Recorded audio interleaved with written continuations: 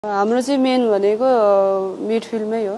अहिले चाहिँ अब जुन हाम्रो तीनजना अब सरु भयो, अब हाम्रो रेणुका दिदी भयो अनि प्रीति, जुन तीनजनाको चाहिँ एकदमै मिल्छ के। अनि उहाँहरूकैबाट चाहिँ राम्रो बलहरू चाहिँ निस्किन्छ। अनि त्यो बल निस्केपछि चाहिँ अब साम्बा छ मेन, साम्बाले अब हानि नै हाल्छ। डिफेन्ससँग चाहिँ अहिलेसम्म हाम्रो चाहिँ कस्तो हुन्छ भने हामी डिफेन्स र गोलकिपरको चाहिँ प्राय अलिक मिलिरहेकै हुँदैन। अब मैले एउटा पछाडिबाट भनिरहेको हुन्छु, अब उनीहरूले अब कति कुराहरू सुनिन्छ, कति कुराहरू सुनिँदैन हैन।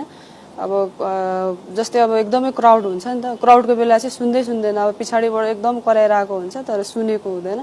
तर हाम्रो अझै पनि डिफेन्स र गोलकिपरमा चाहिँ अलिक कतै न कतै ल्याक चाहिँ भइ नै रहेको छ। हजुर, हाम्रो लागि त यो एकदमै खुसीकै कुरा हो हैन। तर अझै पहिलादेखि नै आउनु भएको भए अझै राम्रो हुन्थ्यो। अब अहिले त एसियन गेमको लागि सर्ट छ नि त टाइम।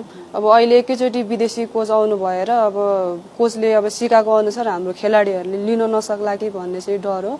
नभए चाहिँ अब पहिलादेखि भएको भए चाहिँ अब त्यही कोचको अनुसार अब कोचले कसरी सिकाउँछ, अब कोचको फिलोसफी कस्तो हुन्छ त्यो अनुसार चाहिँ फलो गर्न सक्थ्यो नि त। अब सर्ट टाइममा चाहिँ कतिको अब ग्र्याब गर्न सक्छ सक्दैन भन्ने चाहिँ अब खेलाडीमा डिपेन्ड पर्छ।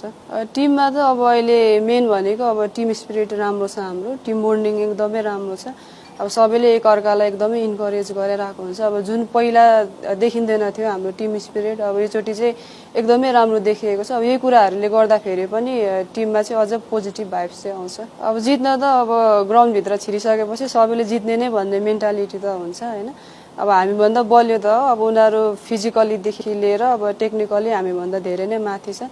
त्यही पनि अब हामीसँग पनि अब पोटेन्सियल प्लेयरहरू नै छ। अब प्रायः जस्तो अब सबैले बाहिर खेलि नै रहनु भएको छ। अनि अहिले त धेरै जस्तो डोमेस्टिक लिगहरू पनि खेल्नु भएको छ। अब सबैजनाले एक्सपिरियन्स अझै धेरै गेन गर्नु भएको छ। सायद अब त्यस्तो अब जित्दैनौँ भन्दा पनि जित्छौँ नै भनेर खेल्नु